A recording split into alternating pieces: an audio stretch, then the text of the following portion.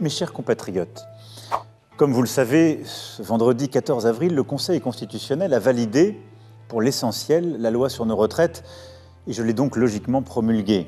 마크롱 프랑스 대통령이 연금개혁안 입법을 공포하기까지 걸린 시간은 단 석 달. Vous pensez que ça me fait plaisir de faire cette réforme?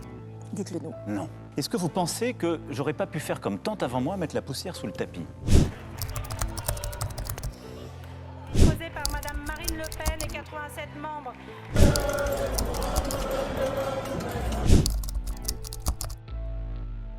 그리고 지난 17일 마크롱 대통령은 TV로 방송한 대국민 연설에서 연금개혁의 필요성을 더욱 강조했습니다. Cette réforme est-elle acceptée?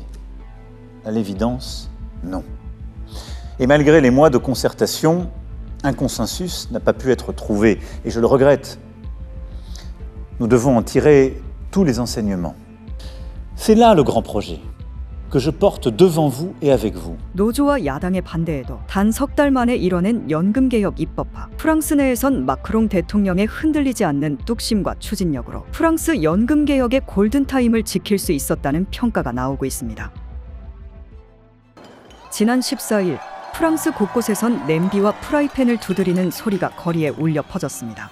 우리는 마크롱 대통령의 말을 듣지 않을 것. 대통령이 여전히 국민의 분노를 이해하지 못하고 있다. 프랑스 시위대는 연금개혁 법안에 대해 강력히 반대하고 나섰죠. 그런데도 마크롱 대통령이 연금개혁을 속전속결로 입법시킬 수 있었던 이유는 떨어지는 지지율에도 흔들리지 않았다는 점. 12일 프랑스 여론조사기관에 따르면 마크롱 대통령의 4월 지지율은 28%, 올해 초보다 10% 대폭 하락했습니다. 하지만 마크롱 대통령은 지난달 생중계 인터뷰에서 연금개혁으로 떨어지는 인기를 받아들이겠다며 여론보다는 국가적 의제에 책임을 갖겠다는 점을 밝혔죠. 이에 시사주간지 이코노미스트는 마크롱 대통령의 연금개혁이 프랑스에는 결과적으로 옳은 정책이었다 밝히기도 했습니다. 마크롱 대통령은 연금개혁이라는 골칫거리를 다음 정부에 넘길 수도 있었지만 자신의 귀중한 정치적 자산을 소모할 가치가 있다고 판단했다며 연금개혁안은 매우 인기가 없는 정책이지만 프랑스의 옳은 정책이라고 전했죠. 덕분에 골든타임을 지켰다는 평가도 받고 있는데요. 프랑스 연금제도는 2020년대 들어 1950년대 말에서 60년대 초에 태어난 베이비붐 세대가 대거 은퇴하면서 연금 적자의 가속도가 붙은 상황. 프랑스 연금자문위원회가 지난해 9월 발표한 보고서에 따르면 프랑스 연금은 2023년을 기점으로 적자 전환해 2032년에는 약 100억 유로의 연간 적자를 기록할 것으로 전망됩니다. 하지만 이번 연금개혁안으로 2030년 177억 유로의 흑자를 낼 것으로 예상되죠. 물론 마크롱 대통령의 이번 행보에 대해 우호적인 평가만 있는 것은 아닙니다. 정부가 위기를 과장하고 있다는 반론도 있는데요. 노조는 연금 재정이 아직 심각한 위기를 맞지 않았는데도 정부가 위험을 부풀리고 있다며 대다수 서민들이 피해를 보는 정년 연장 대신 부유층에게 세금을 더 걷거나 부유층의 연금을 줄이라고 요구하고 있습니다. 세르주게랑 프랑스 교수는 뉴욕타임스 인터뷰를 통해 프랑스인에게 은퇴는 죽음을 앞둔 짧은 유예기간이 아니라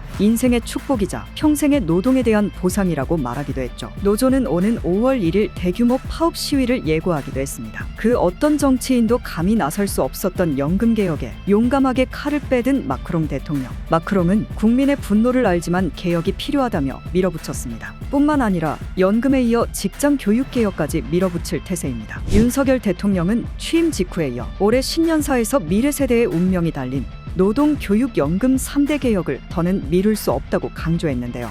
그러나 내년 4월 총선을 앞두고 여권에서조차 보험료율 인상 같은 낮은 단계의 연금개혁조차 추진하기 부담스러워하는 기색이 역력합니다. 윤석열 정부는 프랑스 에마뉘엘 마크롱 정부의 연금개혁을 주목하고 있을까요?